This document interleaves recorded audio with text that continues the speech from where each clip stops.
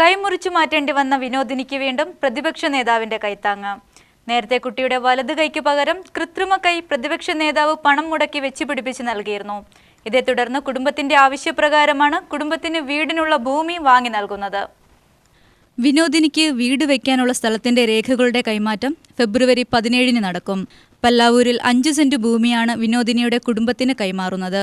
മലപ്പുറം ആസ്ഥാനമായ സന്നദ്ധ സംഘടന വീട് നിർമ്മിച്ചു നൽകാമെന്നേറ്റിട്ടുണ്ട്. ഇതിനകം സംഘടനയുടെ ഭാരവാഹികൾ പല്ലശ്ശനയിലെത്തി കുടുംബത്തെ സന്ദർശിച്ചിരുന്നു. സ്ഥലം രജിസ്റ്റർ ചെയ്തു വാങ്ങിയ ശേഷമുള്ള ആധാരമാണ് 17 നടക്കുന്ന ചടങ്ങിൽ വെച്ച് കൈമാറുക.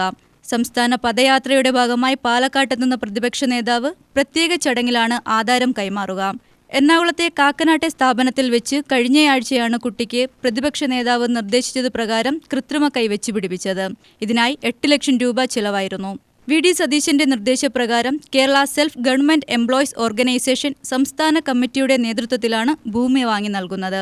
കഴിഞ്ഞ സെപ്റ്റംബർ 24 മുറ്റത്ത് കളിക്കുമ്പോൾ വീണു പരിക്കേറ്റ കുട്ടിയുടെ കൈക്ക് പഴുപ്പ് ബാധിച്ചതിനെ തുടർന്ന് കോഴിക്കോട്ടേക്ക് മാറ്റുകയും അവിടെ വെച്ച് കൈ മുറിച്ചു മാറ്റുകയുമായിരുന്നു. ജില്ലാ ആശുപത്രിയിലെ ഡോക്ടർമാരുടെ പിഴവിനെ തുടർന്നാണ് കൈ മുറിക്കേണ്ടി വന്നതെന്നാണ് പരാതി.